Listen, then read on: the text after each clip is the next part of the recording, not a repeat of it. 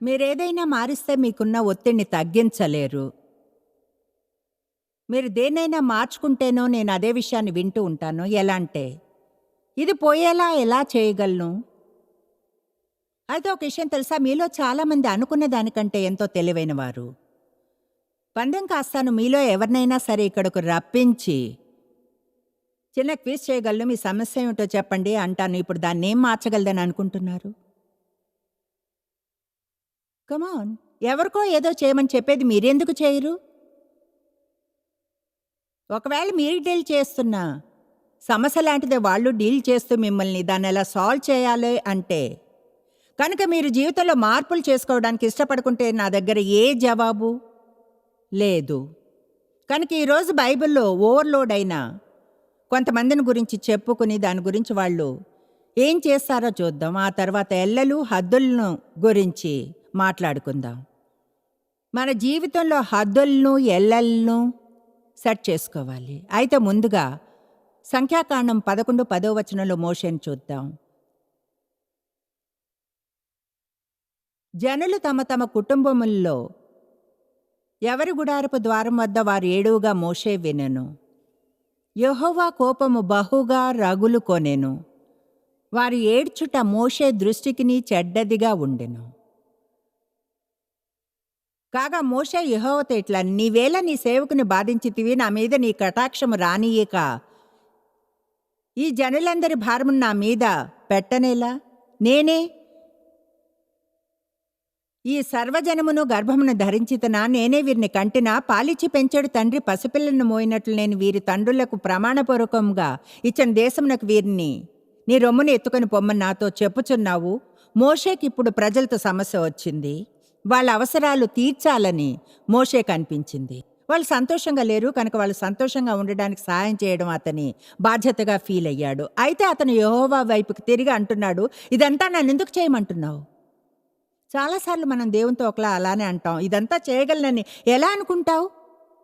అయితే చాలాసార్లు అదంతా మనం చేయాలని దేవుడు ఆశించడు కూడా. వీళ్ళకి ఇచ్చుటకు మాంసం నాకు ఎక్కడిది? 13 వారు నన్ను చూచి ఏడ్చును, తింటకు మాకు మాంసం ఇవ్వమని అడుగుచున్నారు. ఇప్పుడు 14 చూడండి. సమస్త ప్రజలను ఒంటిగా మోయ నా వలన కాదు, అది నేను భరించలేని భారము. ఇప్పుడు బహుశా అక్కడ సరిగ్గా సహాయం పొందడానికి ద్వారం తెరిచింది. ఇలా అనుకుంటా, నేను ఇది చేయలేను, ఫిర్యాదు చేసినట్లుగా. కానీ దేవునితో గంభీరంగా అయ్యి అంటాం, నేను ఇలా ఇకపై జీవించలేను. నా జీవితంలో మార్పుని తేవడానికి నేనేం చేయాలో అది నాకు తెలియాలి. దేవుడేదో మ్యాజిక్ కర్ర మన వైపు తిప్పడు. కేవలం ప్రార్థించి ఇలా అంటేనే మనం ఫుఫ్ పుఫ్ అని మాయమైపోదు. మార్పులు చేసుకోవడానికి ఇష్టపడాలి. కనుక మోషే ఇలా అనే పాయింట్కి చేరుకున్నాడు, నేను ఈ పని ఇకపై చేయలేను. ఒకవేళ నీవు నాకు ఇలానే చేయాలనుకుంటే నన్ను చంపేసాయి, నేను ఇప్పుడే ప్రార్థిస్తున్నా. ఎవరైనా ఇలా చేశారా? నేను చేశాను, తెలుసు. ఒకవేళ జీవితం ఇలానే ఉంటుందంటే దాన్ని జీవించడంలో అర్థం ఏముంది చెప్పండి? నిజంగా నా మీద నీ కటాక్షము వచ్చిన ఎడల నేను నా బాధను చూడకుండానట్లు నన్ను చంపుము. అప్పుడు యెహోవా మోషేతో అన్నో, పెద్దల్లో నుండి 70 మందిని నా వద్దకు తీసుకుని రా, నీ మీద నా అభిషేకాన్ని వారి మీద ఉంచుతా, వాళ్ళు నీతో నీ భారాన్ని మోసుకుంటారు, అప్పుడు అన్నీ సవ్యంగా జరుగుతాయి. అంటే మోషే సమస్యకు జవాబు కొంత సహాయాన్ని పొందడం.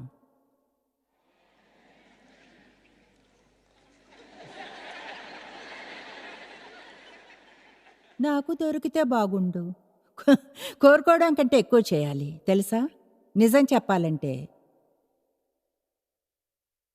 మీలో కొంతమంది డబ్బులు చేర్చడంలో బిజీగా ఉన్నారు. అలా చేస్తుంటే కొంత డబ్బుని సహాయం పొందడానికి యూజ్ చేయాలి, మిమ్మల్ని నడిపించుకుంటూ జీవమే లేకుండా ఉండాలంటే.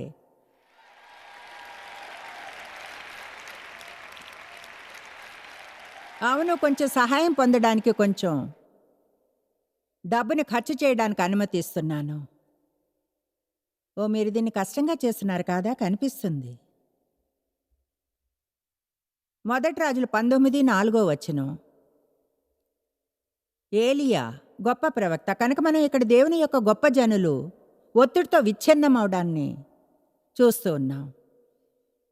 తానొక దిన ప్రయాణం చేసి అరణ్యంలోనికి పోయి ఒక బద్రీ వృక్షం క్రింద కూర్చుండి మరణాపేక్ష కలవాడై, యెహోవా, నా పితరుల కంటే నేను ఎక్కువ వాడిని కాను, ఇంత మట్టుకు చాలును, నా ప్రాణం తీసుకొనుము అని ప్రార్థన చేశాను. చూడండి, ఏలియా ఒక పెద్ద యుద్ధం చేసి బయటికి వచ్చాడు. 400 మంది బయలు ప్రవక్తలతో అతను డీల్ చేసి వాళ్ళని వధించి వచ్చాడు. ఇప్పుడు రెండో రోజున ఒక స్త్రీ అతన్ని భయపెట్టిస్తుంది. అతను ఎంతగానో అలసి సొలసిపోయి విరిగిపోయి ఉన్నాడు. ఆమెంటే అతనికి భయం వేస్తుంది. అయితే 400 మంది చెడు ప్రవక్తల్ని ఎదిరించేప్పుడు అతనికి సమస్య రాలేదు. ఆశ్చర్యంగా ఉంటుంది, మీరు నిమ్మళంగా ఉండే అగ్నితో గాని ఉంటే ఏం చేయగలరో తెలిస్తే, అలాగే ఏం చేయలేరో తెలిస్తే. ఒకవేళ మనం గాని విసిగి అలసిపోయి ఉంటే ఎంత బుద్ధిహీనంగా ప్రవర్తిస్తామో చూస్తే. ఆమేన్. ఎవరో అడిగారు, నేను సమతుల్యంగా ఉంచుకోవడానికి ఏం చేస్తాను అని. మీకు విషయం చెప్పగలను, ఇక్కడి నుంచి ఇంటికి వెళ్ళాక పని చేయను. ఒక బిస్కెట్ తింటానేమో.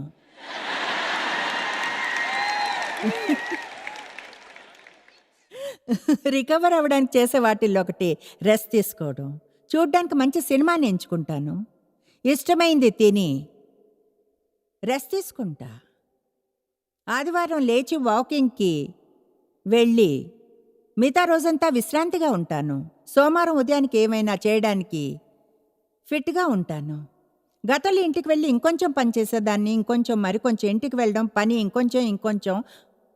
అప్పుడు వీళ్ళన్నట్లుగా నేదాన్ని, ఓ దేవా, ఒకవేళ జీవితం అంతా ఇలానే ఉంటే చంపేసేయడం మంచిది నన్ను. అయితే విషయం ఇదే, చివరికి దేవుడు నాకు తెలియచేశాడు, అర్థం చేసుకోండి. నా స్కెడ్యూల్ని గురించి చిరాకు పడేదాన్ని. దేవుడు అన్నాడు, అది నువ్వే వేసుకుంటున్నావు, అది నీకు నచ్చకపోతే మార్చేసుకో.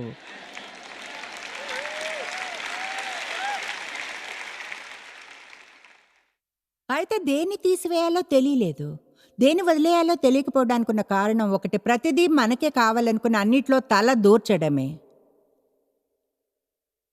ఇక రెండవది, మనతో ఎవరు అసంతోషంగా ఉండకూడదు అనుకుని అందరినీ సంతోషపరచాలనుకోవడం, అందరూ మనల్ని ప్రేమించాలని, అద్భుతమైన వారమని అనుకోవాలి, సూపర్ ప్రజల్లా ఉండాలనుకుంటాం. ఇలా అనడం అదైవికమైనదేం కాదు. నేనిక ఇది చేయలేను, నా జీవితంలో మార్పు కావలసిందే. దేవా, నేనేం చేయాలో నువ్వే నాకు చూపించు, నేనది చేస్తాను. ఆమేన్. మిమ్మల్ని మీరు చంపుకునేంత విలువైంది కాదు డబ్బు. ప్రజలు మిమ్మల్ని ఇష్టపడాలంటే వాళ్ళు చెప్పిన ప్రతిదీ మీరు చేయాల్సిందే. అయితే అప్పుడు నిజంగా వాళ్ళు మిమ్మల్ని అసలు కేర్ చేయడం లేదు, యూజ్ చేసుకుంటున్నారు. సరే, ఏలియాకి యెహోవా జవాబేంటి? నాకు అది ఇష్టం. ఆయన ఒక దేవదూత ద్వారా అతనికి భోజనం పెట్టించి ఏలియాను ఒక కునుకు తీయమన్నాడు. అంటే నిజంగా నిజం అదే, అంతా చదవాలి, నేను చదవడానికి టైం లేదు. ఆయన ఒక దేవదూతను పంపి అతను నిద్రపోయేలా చేశాడు. దేవదూత అతనికి మంచి భోజనం పెట్టగా అతడైతే నిద్రపోయాడు. ఆ తర్వాత దేవుని పథకం ప్రకారంగా వెళ్ళాడు. నిజంగా కొన్నిసార్లు మీకు కావాల్సింది రాత్రిపూట మంచి నిద్ర, ఒక మంచి ఆహారం, తర్వాత కడుపారా నవ్వడం. అప్పుడెంతో ఉత్సాహంగా ఉంటారు. ఆమేన్. మీలో కొంతమంది ఇప్పుడు వెంటనే నవ్వాలి, అందుకనే బోధన ఆపి మంచి జోకుని చెప్తాను.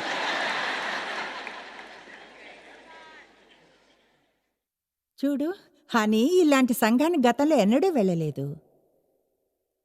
2 వృద్ధులు పక్కపక్కనే పడుకుని ఉన్నారు. బాగా వృద్ధుల గురించి చెప్తున్నా. శరీరం ముడతలు పడిపోయినంత. ఆమెంది, హనీ, రాత్రిపూట ఇది వరకు పట్టుకున్నట్లు నా చెయ్యి పట్టుకోవచ్చుగా. సరే, ముడతలు పడిన ఆ వృద్ధిని చెయ్యి చాపి ఆమె ముసల్దైన ముడతలు పడ్డ చేతిని పట్టుకుని ఆమెంది, హనీ, గతంలో రాత్రిపూట నన్ను హత్తుకున్నట్లుగా నా చేతుల్లోకి తీసుకోవచ్చుగా. అతను నిట్టూరు పూడ్చి అతనికి కొంచెం సమయం పట్టింది. అయితే ఆమె వైపుకు తిరిగి ఆమెను చేతుల్లోకి తీసుకున్నాడు. ఆమె కొంచెం సేపు రెస్ట్ తీసుకున్న తర్వాత అంది, హనీ, గతంలో నా చెవిని నెమ్మదిగా కొరికినట్లు ఇప్పుడు ఎందుకు చేయడం లేదు?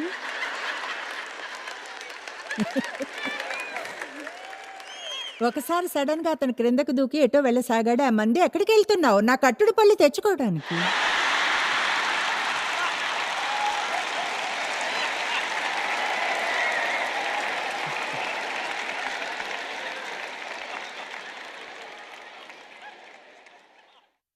ఇప్పుడు మీరు అనుకోవచ్చు అసలు దీనికి వేరే దాంతో ఏం సంబంధం ఉంది అసలు? ఏమీ లేదు. దేనితోనూ సంబంధం లేదు. సరిగ్గా అర్థం చేసుకోవాల్సింది అదే. ఏమనంటే ప్రతిదానికి ఏదో పెద్ద సూపర్ డూపర్ ఉద్దేశం ఉండాలని ఏం లేదు అని. ఏ పని మధ్యలో అయినా సరే కొంచెం ఆగి కొంచెం సరదాగా ఉండడంలో ఏ తప్పు లేదు. నిజం చెప్పాలంటే మిమ్మల్ని చూసి మీరే నవ్వుకుని జీవితాన్ని ఎంతగానో తేలికపరచుకోవచ్చు.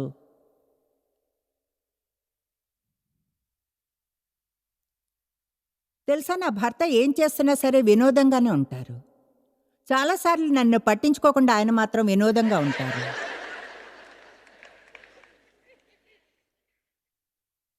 మత్తయి 11లో యేసు అన్నాడు, ప్రయాసపడి భారం మోయుచున్న సమస్త జనులారా నా వద్దకు రండి, మీకు విశ్రాంతి కలుగు చేతును. మీ ప్రాణములకు నేను సేద తీర్చి సులువుగా చేసి విశ్రాంతిని కలుగు చేతును. ఓవర్లోడ్ అయినప్పుడు సహాయం కొరకు యేసు వద్దకు వెళ్ళాలి. సమస్య మాయం చేసేయమనడానికి కాదు, కానీ మనం ఏం చేయాలో అడిగి దాన్ని చేయడానికి కృపని ఇమ్మని అడగడానికి వెళ్ళాలి. ఈ సెమినార్లో ఆ పాయింట్ని స్పష్టంగా చెప్తున్నానా? మన సమస్యలు మాయమైపోవడానికి కాదు, ప్రార్థన చేయడం అనేది. అలా చేసే సమయాలు చాలా ఉంటాయి. ఎక్కువగా దేవుడు మనకు మార్గదర్శనం చేసి మనం ఏం చేయాలో చూపిస్తాడు. ఆయన మనకు కృపనిస్తాడు, బలాన్ని, దాన్ని చేసే సామర్థ్యాన్ని. మన సమస్యను పరిష్కరించేది అదే. తెలుసా, జీవితం ఎంతో బోరింగ్గా ఉంటుంది మనం కానీ ఎన్నడూ దానిలో పాలు పంచుకోకుంటే. మన జీవితాలు మేనేజ్మెంట్లో మనం పాలు పంచుకోవాలంటాడు దేవుడు. మీకు అది తెలిసినా లేకున్నా మీ జీవితం పైన ఎంతో అధికారం ఉంది. మీకు మీరు దాన్ని కేర్ తీసుకోకపోతే ఎవరు తీసుకుంటారో తెలియదు. ఇప్పుడు మీరు భరించలేని జీవితాన్ని జీవిస్తున్నారా? ఇలా అంటున్నట్లుందా, నేను ఇది ఎక్కువ కాలం చేయలేను, ఇలా ఎప్పటికీ ఉండలేను, ఇది చాలా ఎక్కువ, నిజంగా నాకు చాలా ఎక్కువ. లేదా ఇతరులు మీతో ఇలా అంటున్నారా, మీరు ఇలా ఎప్పటికీ చేస్తూ ఉండలేరు. కమాన్, మీ జీవితంలో మిమ్మల్ని ప్రేమించే వారెంతమంది ఉన్నారు? ఇలా చెప్పేవాళ్ళు, నువ్వు దీన్ని ఉంచుకోలేవు, ఇలా చేస్తూ ఉండకూడదు, కొంచెం నెమ్మదిగా ఉండాలి, ఏదైనా వదిలివేయాలి, దేన్నైనా విడిచిపెట్టాలి. మోషేకి అలానే ఉండేది. ఓవర్లోడ్ అయ్యి ఉండేవాడే. అయితే నిజం చెప్పాలంటే అది అతనికి తెలుసా అని నాకు తెలీదు. నేను ఎంతగా కష్టపడతానంటే కొన్నిసార్లు నేను అసలు చేస్తున్నానని కూడా గుర్తించలేను. కొన్నిసార్లు అయితే ఎప్పుడు అతిగా చేస్తున్నానో కూడా తెలీదు. ఎవరో వచ్చి చెప్పాలి, ఒక్క నిమిషం ఆగండి, నువ్వు అది చేయొద్దు, ఇప్పుడే ఒక సభ ముగించి వచ్చావు, రెస్ట్ తీసుకో. కనుక కొన్నిసార్లు ఇతరుల మాట వినడం మంచిది. నిర్గమ 18:14. మోషే ప్రజలకు చేసినదంతయు అతని మామ చూచి, నీవు ఈ ప్రజలకు చేయుచున్న ఈ పని ఏమిటి? ఉదయము మొదలుకొని సాయంకాలము వరకు నీవు మాత్రము కూర్చుండగా ప్రజలందరూ నీ వద్ద నిలిచి ఉండనేలా అడిగాను. మీ పిల్లలు ఐప్యాడ్స్ మీద ఉదయం నుంచి సాయంత్రం వరకు వేరే ఏమీ చేయకుండా ఆటలాడుతుంటే నువ్వు ఊరికినే మీ పిల్లల్ని చూస్తూ కూర్చుని ఎందుకుంటావు?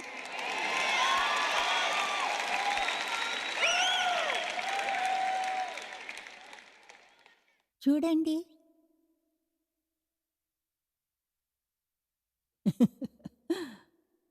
మీకు విషయం చెప్తాను. మీ బిడ్డ ఒక బౌల్లో సీరియల్ వేసుకోగలడు. అలా చేసేప్పుడు కొంచెం క్రింద పడొచ్చా? అయితే ప్రపంచం మునిగిపోదు. మీరు పడక కుర్చీలో కూర్చుని రిలాక్స్ అవుతుంటే వాళ్ళని స్నాక్స్ తెచ్చుకొనివ్వండి. Oh boy, come on. శుక్రవారం రాత్రి ఇంతగా శ్రమ పడాలనుకోను. నీవు మాత్రం కూర్చుని ఉండగా ప్రజలందరూ నీ ఎదుట ఎందుకు నిల్చుంటారు?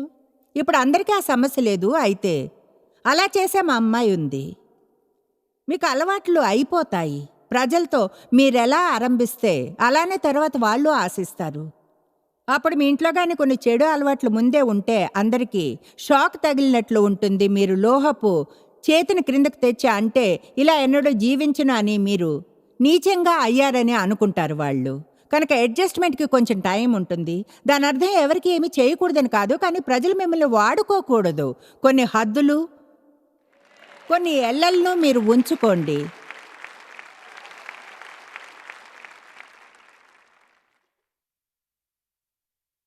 ఉదయం నుంచి సాయంకాలం వరకు నువ్వు కూర్చుండగా ప్రజలందరూ ఎందుకు నిల్చుని ఉంటారని అడిగితే మోషే తన మామతో ఇలా అన్ను. ఎందుకంటే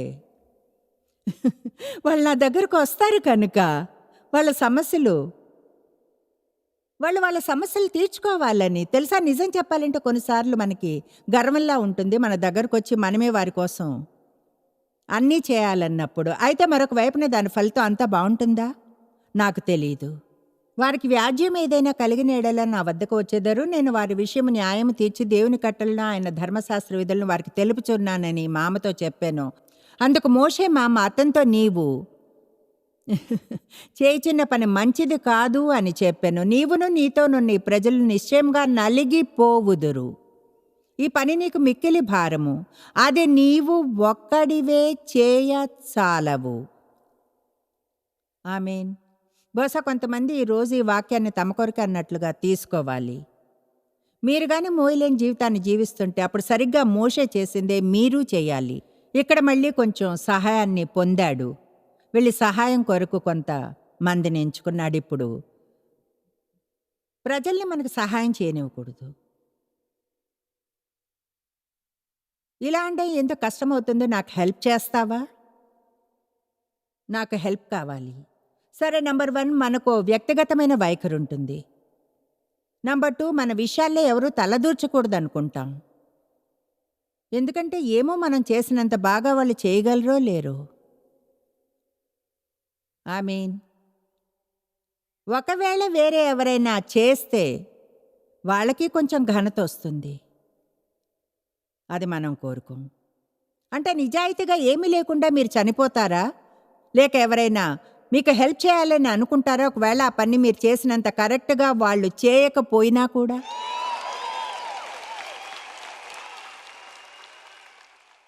ఎక్కువగా చెప్పాలంటే మన గురించి మనం ఉన్నదానికంటే ఎక్కువ అనుకుంటాం.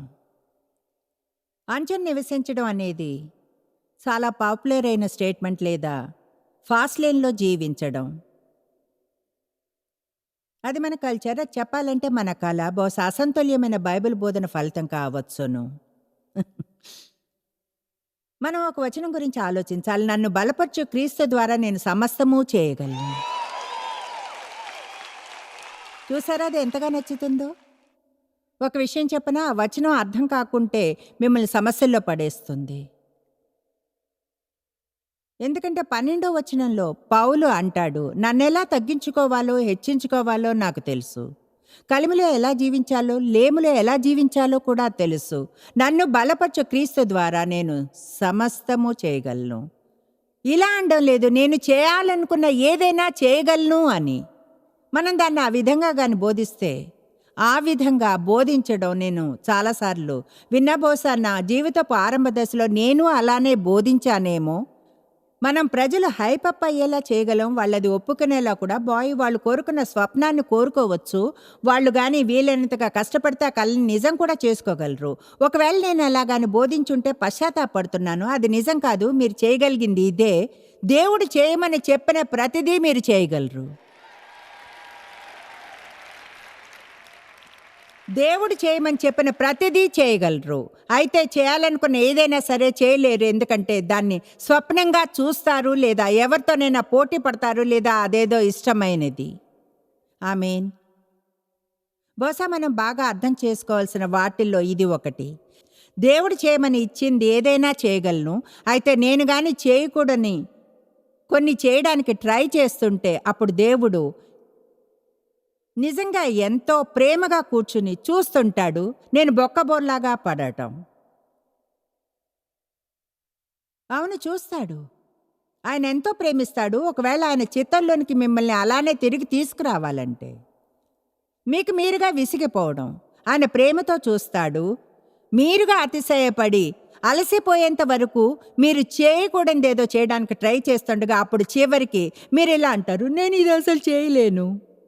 ఓ నిజంగా? కానీ నేను చేయమని చెప్పలేదే. మీ చోటికి ఒక కృప ఉంటుంది. మీ చోట్లో ఉన్నంత వరకు మీరు చేయవలసింది చేయడానికి కృప ఉంటుంది. కనుక మనం కొన్ని మార్పులు చేయాలి. మనం చేయవలసిన వాటిలో ఒకటి ఏమిటంటే, మన జీవితంలో కొన్ని హద్దులను ఎల్లలను సెట్ చేసుకోవాలి. ఈరోజు నేను మా హోటల్ రూమ్ని చూసిన ప్రతివైపు కొన్ని హద్దులు ఎల్లలు ఉన్నాయి. ఒకలా ఆసక్తికరంగా ఉంది. గోడ వైపున బేస్ బోర్డ్ ఒక బోర్డర్లా ఉంది. కార్పెట్ చుట్టూ ఒక బార్డర్ ఉంది. డెక్ మీద అంటే దాని చుట్టూ ఒక ఫెన్సింగ్ ఉంది.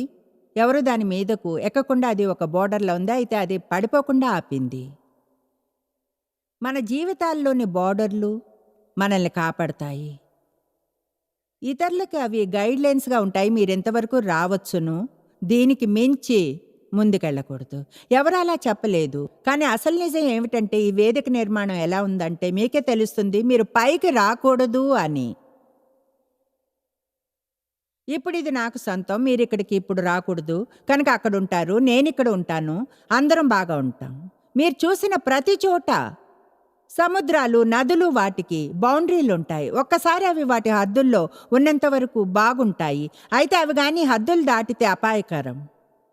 కనుక గుర్తించాలి మన జీవితాల్లో హద్దులు ఎల్లలు అనేవి ఉండడం ఎంతగానో ముఖ్యమని. దేవుని చిత్తం, దేవుని వాక్యం మన హద్దుగా ఉన్నంత వరకు మన జీవితాల్లో అంతా బాగానే ఉంటుంది. అయితే ఒక్కసారిగానే ఆ హద్దుల్ని దాటితే మనకి ఏమాత్రం మంచిది కాదు. మా సిటీ చర్చ్లో ఒకసారి నాకు జాబ్ వచ్చింది. నేను ఒక సమయంలో అక్కడ ఉండాల్సి ఉంది. అది నిజమే, నేను అప్పుడు అక్కడ ఉండాలి. చాలా నేర్చుకున్నా. నాకు దొరికిన అవకాశాలకు దేవునికి స్తుతులు. అయితే తర్వాత అక్కడ నా పని అయిపోయిందని దేవునికి అనిపించింది. ఒక విషయం చెప్పాలి, దేవుడు అయిపోయిందనుకుని మీరు ఇంకా అయిపోలేదనుకుంటే జీవితం కఠినం అవుతుంది. కొంతమంది బహుశా జీవితంలో ఆ చోటనే ఉన్నారు. 20 ఏళ్ళుగా చచ్చిపోయిన గుర్రం మీద సవారీ చేయడానికి ట్రై చేస్తున్నారు. తెలుసా అసలు రూల్, గుర్రంగాని చచ్చిపోయింటే దిగిపోండి. అంటే మీరు చేస్తున్న దానిలో ఏమాత్రం జీవం లేకున్నా సరే, అంతా పోరాటమే అయితే, అంతా ప్రయత్నమే అయితే, అసహ్యంగా గానుంటే, సహించలేకపోతుంటే, దుఃఖపరుస్తుంటే అప్పుడు మీరు ఆగి ఇలా అనాలి, ఈ చోటు ఇప్పుడు నాది కాదా? ఎందుకంటే ఒకవేళ ఇప్పుడు మీరు చేయవలసింది కానీ అది కాకుంటే దాన్ని చేయడానికి మీకు ఎలాంటి కృప ఉండదు. మీరెంతగా దాన్ని చేయాలనుకున్నా సరే, మిగతా వారంతా ఎంతగా చేయాలనుకున్నా, మీరెంతగా డబ్బులు పొందుతున్నా సరే, అది ఎంత ఆకర్షణీయంగా ఉన్నా సరే, దేవుడు కానీ ముగించేస్తే, మనం ఇంకా ముగించుకుంటే మనం ఎంతో అసంతోషంగా ఉంటాము. అలాగే దేవుడు ఇంకా ముగించకుండా మనం అక్కడే ఉండాలని అనుకుంటే, కానీ మనం వెళ్ళడానికి నిర్ణయించుకుంటే అదే మన దుఃఖానికి కారణం అవుతుంది. దేవుడు మీరుండే చోటికి కృపనిస్తాడని చెప్పినప్పుడు దాని అర్థం దేవుని చిత్తపు హద్దుల్లో ఎల్లల్లో ఉన్నంత వరకు అక్కడ ఉండే కృప మనకు ఉంటుంది. దాని అర్థం దేవుడు చేయమని మనకిచ్చింది మనం చేయగలుగుతాం. దాన్ని శాంతంగా ఆనందంతో చేయగలం. నేనేం చెప్పాను? దేవుడు మనకు చేయమని చెప్పింది చేస్తున్నంత వరకు శాంతంగా దాన్ని చేయగలం. అలాగే ఆ పని ఆనందంగా చేయగలం. కమాన్. ఇప్పుడు నాకు తెలిసి ఇలా అండంతో మీలో కొంతమంది తీక్షణంగా చూస్తున్నారు. ఇలా అనుకుంటున్నందున, ఓ మై గాష్, నేను దీన్ని వదిలివేయాలా, ఇది చేయడం మానివేయాలి, ఒక మార్పును చేసుకోవాలి. అసలు ఇక్కడికి ఇలాంటి వినడానికి రావడంలో అర్థం ఏముంటుందో? ఒకవేళ వినోదంగా ఉండాలనుకుంటే, నేను వినోదాన్ని ఇచ్చేదాన్ని కాదు. అంటే అలా ఉంటానని మీరు అనుకోవచ్చా? అయితే నేను ఎంటర్టైన్ చేసేదాన్ని కాదు. ఇక్కడ మనం ఉంది అందుకు కాదు, జీవితాలను మార్చడానికి వచ్చాము. దేవుని వాక్యం మన జీవితాలను మారుస్తుంది. నేను చెప్పగలను, ఏదో ప్రసంగాల డ్రాయర్ని తెరిచి ఈ బోధనను బయటకు తీసి ఇక్కడకు రాలేదు. అధ్యయనం చేశాను, శ్రమపడి మీకు సమాచారాన్ని ఇవ్వడానికి ఎంతో శ్రమించాను. చాలా కష్టపడ్డా, చాలా నోట్స్ వ్రాసుకున్నా, వాటిని టైప్ చేయించాను. కనుక మీరు నిర్ణయించుకోవాలని చెప్తున్నాను. దేవుడు దేన్ని మార్చమని మీకు చూపిస్తే దాన్ని మార్చవలసిన సమయం ఇది. ఎందుకంటే అలా చేస్తే అది మీకే లాభం. హద్దులు ఎల్లలు, మన జీవితానికి హద్దు ఇదే.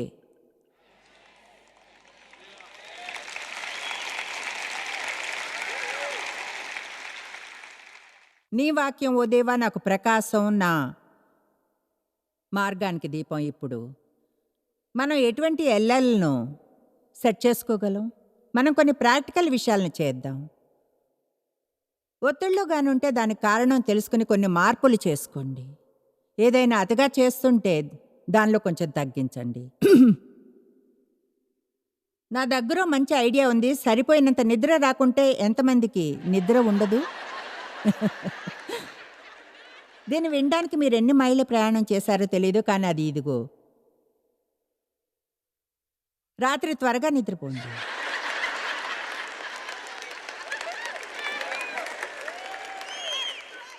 ఏవో పిచ్చి పనులు చేస్తూ అర్ధరాత్రి వరకు మేలుకొని ఉండకండి. నేను ఇప్పటికీ నవ్వుకుంటాం. ఇది జరిగి దాదాపు 35 ఏళ్ళయింది, లేదా 40 అవ్వచ్చు. ఇప్పటికీ నవ్వుకుంటాం. అప్పుడేది మూగ పని వెనక్కి తిరిగి చూస్తే ఫన్నీగా ఉంటుంది. ఒకరోజు రాత్రి మేము దాదాపు ఉదయం 1 గంట వరకు బేబీ డైనోసార్ది ఒక సినిమా చూస్తున్నాం. పేరు బేబీ. నిజంగా అది కార్డ్బోర్డ్ కటౌట్ డైనోసార్లా ఉంది. ఆ రాత్రి మాకసలు నిద్రే లేదు. మీరు కావాలంటే నవ్వుకోవచ్చును. అయితే మీలో ఎంతమంది అలా చేస్తూ ఉంటారు?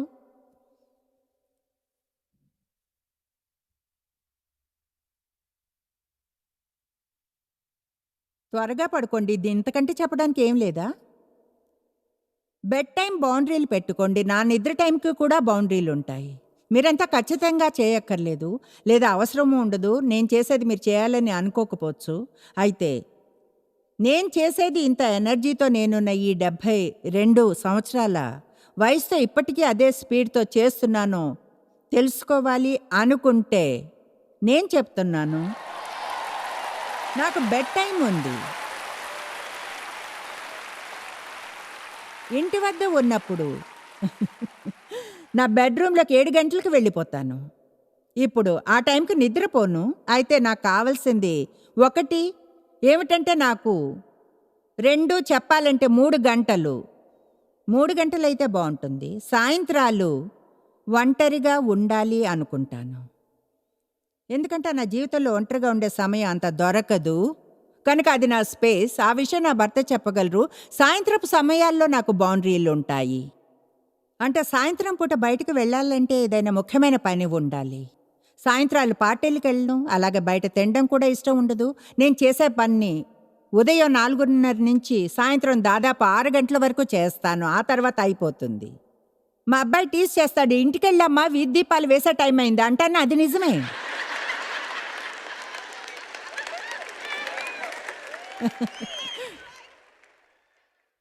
రాత్రిపూట 7, 8, 9 గంటలకి తినడం ఇష్టం ఉండదు. అలా చేయను కూడా. నాకు అది నచ్చదు. అది పని చేయదు కూడా. అలా చేస్తే నిద్రపోలేను, చెయ్యను. దాన్నే బౌండరీ అంటారు. ఆమేన్. ఇప్పుడు నేను చేసేది మీరు చేయక్కర్లేదు. చెప్పాలంటే చేసేది చేయకూడదు కూడా. మీరేం చేయాలో మీరు తెలుసుకోవాలి.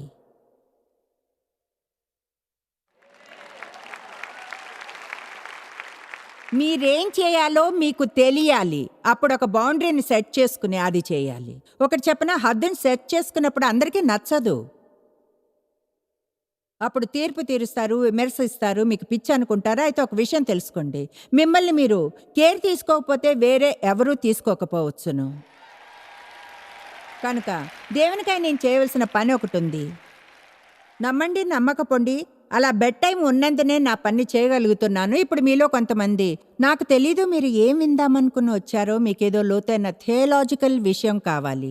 అయితే ఒకటి చెప్పనా, ఏలియా అలసిపోయినప్పుడు మంచి ఆహారం తిని కునుకు తీశాడు. కనుక ఇది బైబిల్ కాదని చెప్పకండి, ఇది బైబిలే. ఆమేన్. మన సమస్య అదే. ఏం చేస్తున్నామో కూడా తెలియనంత స్పిరిచువల్గా అయిపోతాం. ఓహో, ఓ బాయ్, నీకు తెలుసా? ఓహో, అదెంతో బాగుంది. అసలు ఏం నేర్చుకున్నారు నాకు తెలియదు మ్యాన్, అయితే బాగుంది. మీరు ఇంటికి వెళ్ళినప్పుడు ఎవరైనా అంటే మీరు ఏం నేర్చుకున్నారని అనవచ్చు, నిద్రను గురించి.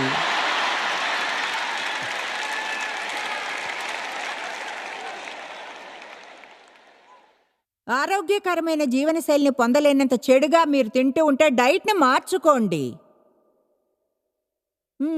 మీరు ఇలాంటి విషయాల గురించి మాట్లాడకూడదు. అయితే నేను మాట్లాడతాను. ఇది నా మీటింగ్ కనుక.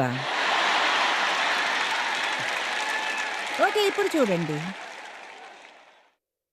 తినే విషయంలో అది ఇలా పనిచేస్తుంది. తినడం గురించి మాట్లాడడానికి కొన్ని నిమిషాలు నాకు పర్మిషన్ ఇస్తారా? మీ తినడానికి బౌండరీలను సెట్ చేసుకోండి.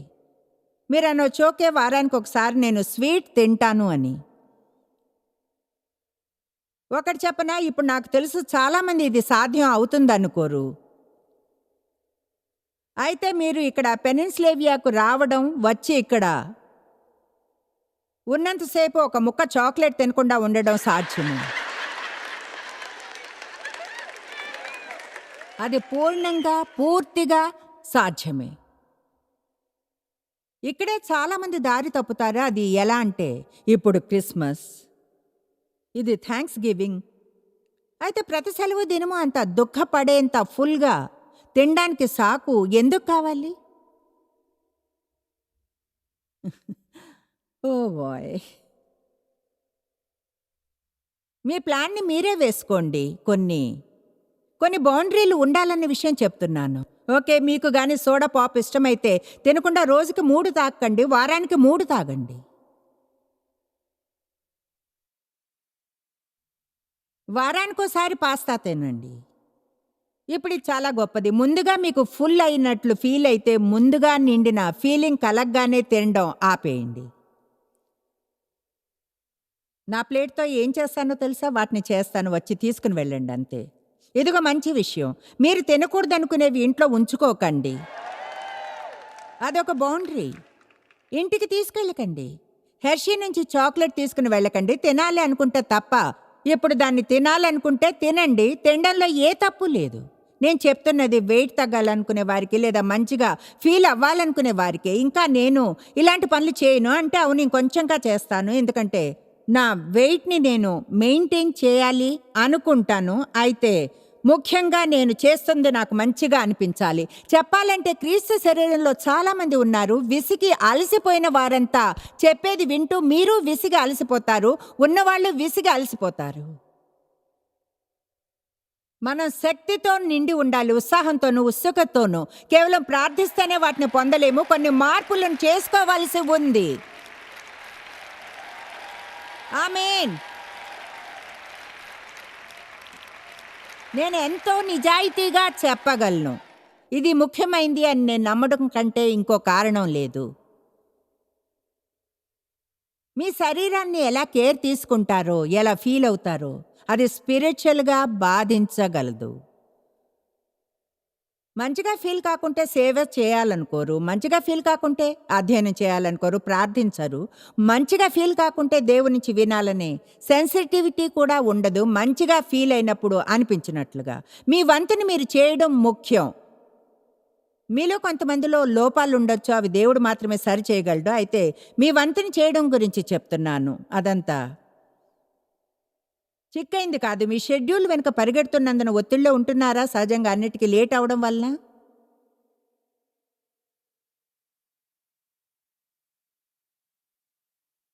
ఓకే, కనుక ఒక బౌండరీని సెట్ చేసుకుందాం. నేను సలహాలు ఇస్తున్నాను.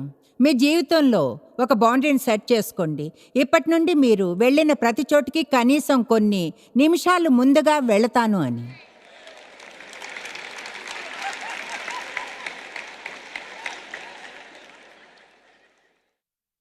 త్వరగా అనేది పెద్ద సమస్య.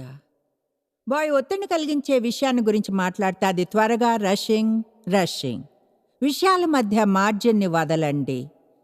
హరిబరిగా అంటే ఆరోగ్యానికి మంచిది కాదు. Technology, internet, emails, texting, iPad, Facebook, Twitter, Instagram, periscope, అదంటే ఏమిటో కూడా నాకు తెలీదు, స్నాప్చాట్. దాంతోనే ఫోటోలు అవి తీసుకోవచ్చు. ప్రజలు వాటిని కొన్ని సెకండ్లే చూడగలరు, తర్వాత మాయమైపోతాయి తెలుసా. ఇప్పుడు వీటిని చూడడమే కాదు, ఫాస్ట్గా చేయాలి. అదెలాంటూ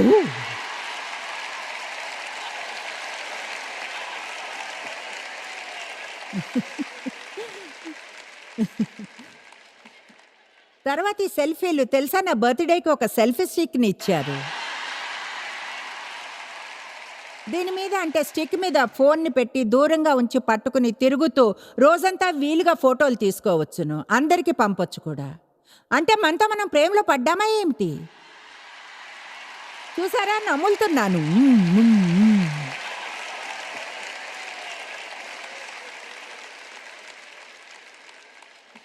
చెప్పాలంటే ఇప్పుడు ఒక ఫోమో అనే డిజార్డర్ ఉంది, FOMO.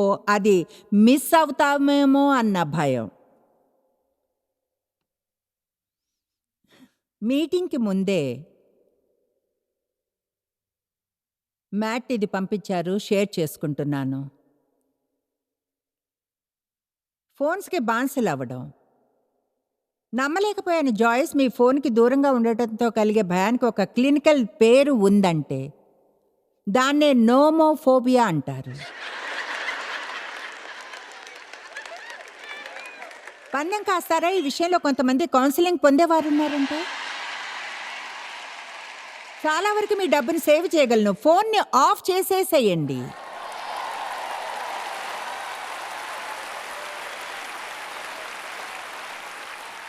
నేను చేసే పనికి జీతం ఇస్తుంటే బాగా చేసేదాన్ని. నోమోఫోబియా. మీ ఫోన్స్‌కి దూరంగా అవడం గురించి చెప్పలేని భయం, లేదా దాన్ని చెక్ చేయలేకపోవడం, లేదా ఎటువంటి బజ్జు లేకుండా, లేదా ఏదైనా మెసేజ్ వచ్చిందన్న సౌండ్ రాకుండా ఇక కష్టపడ్డం. చెప్పేది వినండి. మీ ఫోన్ని చెక్ చేసుకోకూడదు అన్న పరిస్థితుల్లో చెక్ చేసుకోవడానికి కష్టపడ్డం అంటే జాయ్స్ మేయర్ మీటింగ్‌లోలా.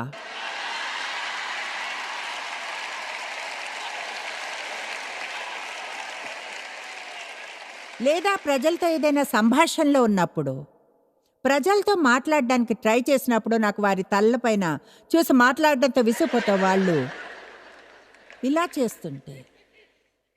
చెప్పాలంటే ఆన్‌లైన్‌లో మీకు నోమోఫోబియా ఉందా అని తెలుసుకోవడానికి ఒక క్విజ్ ఉంది తెలుసా?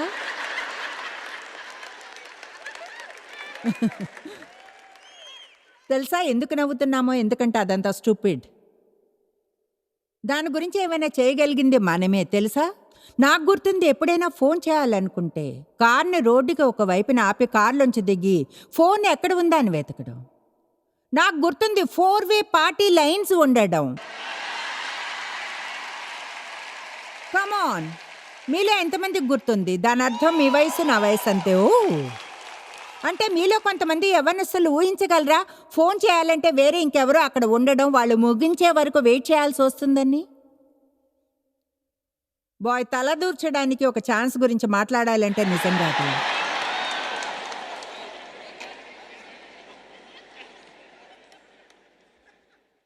ఆర్థిక ఒత్తిడి వలన ఒత్తిడికి లోనవుతున్నారా? క్రెడిట్ కార్డ్స్‌ని కట్ చేసి అప్పుల నుంచి బయటపడండి. కీర్తనలు 37:21 భక్తిహీనులు అప్పు చేసి తీర్చక ఉందురు, బహుశా తీర్చలేనందున. నీతిమంతులు దాక్షిణ్యము కలిగి ఇవ్వగలిగినందున ధర్మం ఇత్తురు. ఇప్పుడు డబ్బు అప్పు తీసుకోవడం పాపం కాదు, అప్పు తీసుకుని తిరిగి ఇవ్వకపోవడం పాపం. బాయ్ అదంత బాగా లేదవునా? ఏమీ లేక మంచి అనుభవం కలవాడు తాకట్టు పెట్టి మరొకరికి రక్షణనిస్తాడు. దాని అర్థం మరెవరిలోనుకో మీరు సాక్షి సంతకం చేయడం. అలా చేయవద్దంటుంది బైబిలు. వాళ్ళు మీ బిడ్డల్లో ఒకరైతే నిజాయితీగా ఉండండి. చేయాలనుకుంటే అది వేరుగా ఉంటుంది. అప్పుడు కూడా మీ బిడ్డల్లో ఒకరైనా సరే గుర్తించాలి, ఒకవేళ చుక్కలనే లైన్ మీద సైన్ చేస్తే చివరికి మీరే కట్టాల్సి వస్తుందేమో అని. అప్పుల నుంచి బయటపడేంత వరకు తగ్గించుకొని ఉండండి. బౌండరీలు, సంబంధాలు. ప్రజలు మిమ్మల్ని యూజ్ చేసుకుంటున్నారని ద్వేషమా?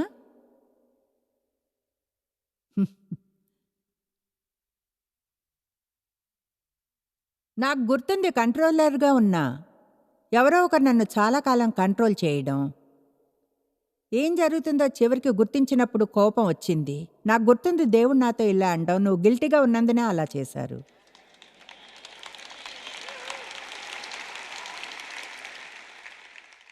బోర్డర్లు, బౌండరీలు, కంచెలు లాంటివి పనికిరాని వాటిని బయట ఉంచుతాయి. గతంలో కొన్నిసార్లు చెప్పినట్లుగా ఒక కంచె ఉంటే పక్కింటి కుక్క వచ్చి మీ వాకిట్లో వెళ్ళలేదు. మీ మనసు కాదు అని చెప్పేప్పుడు మీ నోరు అవునంటుందా? మిమ్మల్ని కానీ యూజ్ చేసుకుంటుంటే అది మీ తప్పే అవ్వవచ్చునా? మార్పు చేసుకోవడానికి రెడీయేనా? ఎవరికైనా హెల్ప్ చేయకపోవడం మంచిదేనా?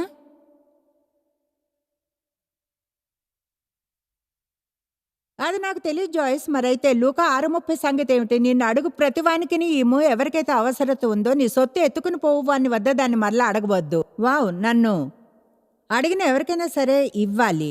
2 తెస్సలోనికేయులు, మరియు మేము మీ వద్ద ఉన్నప్పుడు ఎవడైనో పని చేయనొల్లని ఎడల వాడు భోజనం చేయకూడదని మీకు ఆజ్ఞాపించితిమి కదా.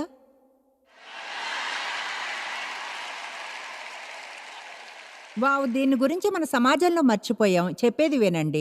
పని చేయలేకపోవడం, పని చేయను అనేదానికి మధ్య తేడా ఉంది. ఎవరైనా చేయలేకపోతే, వాళ్ళు నిజంగా బీదవారైన గైడ్‌లైన్స్‌కి గాని సరిగ్గా సరిపోతే, బైబిల్ ప్రకారంగా అప్పుడు మనం వారికి పూర్తిగా హెల్ప్ చేయాలి. యేసుక్రీస్తులో విశ్వాసులుగా మన పని అది. అయితే తమ జీవితాన్ని నడుపుకోవడానికి తమ వంతును చేయాలని అనుకోని వారిని రక్షించడం మన పని కాదు. వాళ్ళు మీ బిడ్డలైనా సరే. ఒక కట్టుకథని చెప్పనా? కట్టుకథే అయినా నచ్చుతుంది. జీవితకాలం ఫ్రెండ్స్‌గా ఉన్న సారా జెన్ ఒకరోజు లంచ్‌కి వెళుతూ పెద్దవాళ్ళవుతున్న పిల్లల గురించి మాట్లాడుకుంటున్నారు. పేరెంట్స్‌గా ఇన్నేళ్లు ఎదుర్కొన్న సవాళ్ళను గురించి చర్చించుకున్నారు. ఎడ్డీ ఇంకా ఇంట్లోనే ఉంటున్నాడంటే నమ్మశక్యం కాదు. అతని తల్లి అంది, అవును విచారకరం, ఒక్కగానొక్క బిడ్డ. అతన్ని కఠినమైన లోకంలోకి తోసివేయలేముగా. సారా అంది, ఏమన్నావు? కఠినమైన లోకమా? అతడికి 27 ఏళ్ళొచ్చాయి. తెలుసు, నాకు తెలుసు. అయితే ఎడ్డీ తన జీవితాన్ని అమర్చుకోలేకపోతున్నాడు. అలా చేయలేడేమో అని అనిపిస్తుంది. మీ పిల్లలు మాత్రం చాలా గ్రేట్ సారా. నాకేదైనా సలహా ఇవ్వు. ఏం చేయాలి?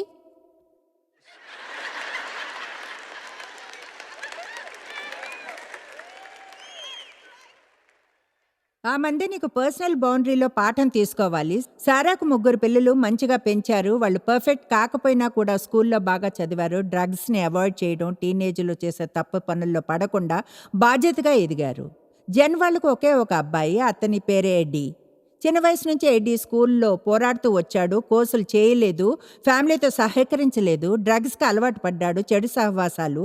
అతని పేరెంట్స్ అతన్ని ఎంతో ప్రేమించేవారు. మంచి ఉద్దేశాలతో వాళ్ళు అతన్ని పెంచారు, ఎంతగానో కాపాడారు. ఆ పరిణామాలు అతని సొంత తప్పుల ఫలితమే. అయినా జవాబుల కోసం ఎదురు చూసే జెన్ అడిగింది, పర్సనల్ బౌండరీలు అంటే ఏమిటని. సారా అంది, ఎడ్డీ జీవితం అంతట్లోనూ బహుశా నువ్వు అతని ప్రవర్తన పరిణామాల నుంచి కాపాడుతూ వచ్చావు. ఏం కావాలంటే అది పొందాడు. తను సంపాదించినా లేకున్నా అతను హోంవర్క్ చేయకపోతే నువ్వే కాపాడావు. లేదా అతని టీచర్ని ఒప్పించడం, పరీక్ష మరొకసారి పెట్టేలా. అతను పనులు పూర్తి చేయకపోయినా నువ్వు అతనికి అలవెన్స్ ఫుల్గా ఇచ్చావు. అతను పని చేయకుండా కాలేజీలో అంతా నీ డబ్బు మీద ఆధారపడేలా చేశావు. అందుకే పనిచేసే అవసరం రాలేదు. క్లాస్ ఎగ్గొట్టినప్పుడు టీచర్ తప్పు అనుకుని వేరే టీచర్ క్లాస్ తీసుకోవడానికి మళ్ళీ డబ్బులు కట్టినా నీకు సంతోషమే. వావ్ అంది జెన్. అలా అసలు ఎప్పుడు చూడలేదు నేను. బహుశా అతనికి హెల్ప్ చేస్తుంది, నిజంగా హెల్ప్ చేయలేదనుకుంటా. సారా అంది, ముందుగా ఎప్పుడు నువ్వు నీ పర్సనల్ బౌండరీలను విస్తరించి రాజీ పడ్డానికి ఇష్టపడ్డావు. కనుక ఎడ్డీ వృద్ధి చెంది సొంతంగా ఏదైనా నేర్చుకోనే లేదు. దీని ఫలితం నీకు ఒత్తిడి, విసుగు కలిగాయి. కనుక ఎడ్డీ నీ మీద ఆధారపడ్డాడు ఎక్కువగా.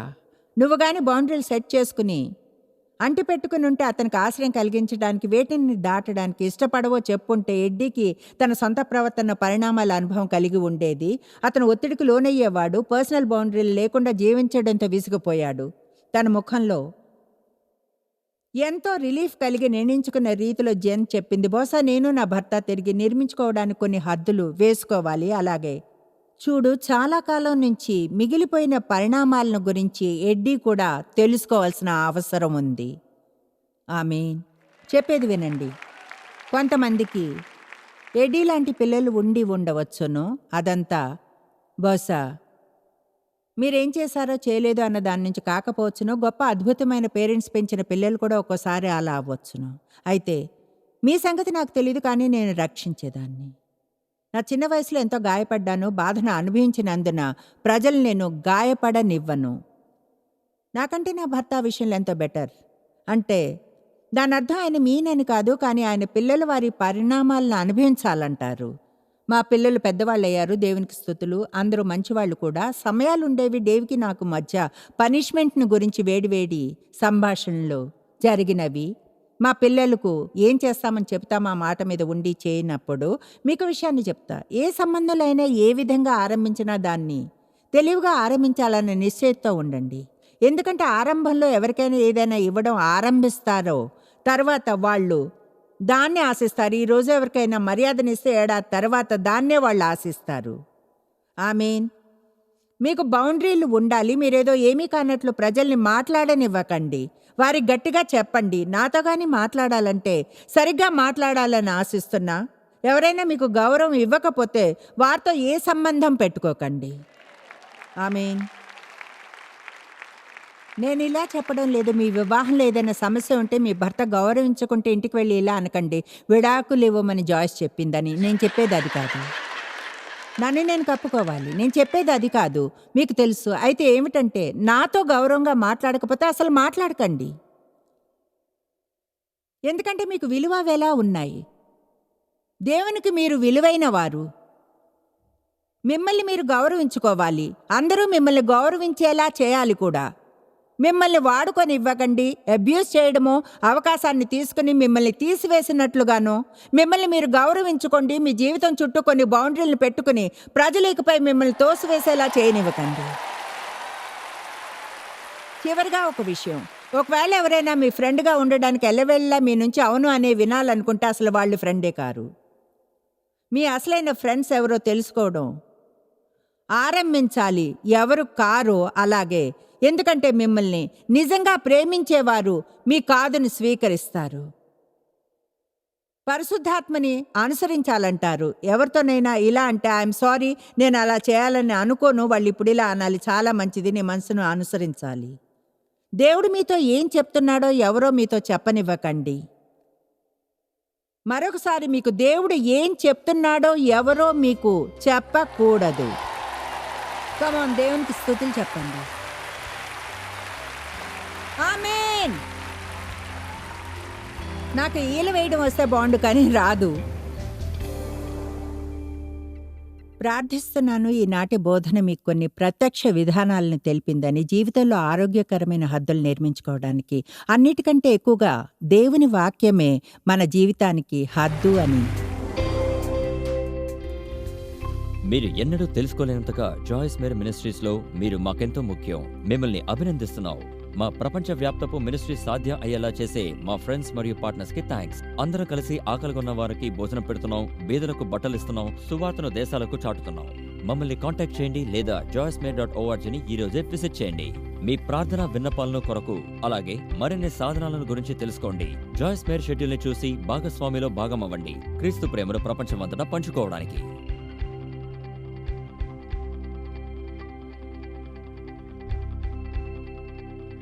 ఈ programme Joyce Meyer Ministries partners మరియు ఫ్రెండ్స్ ద్వారా స్పాన్సర్ చేయబడింది.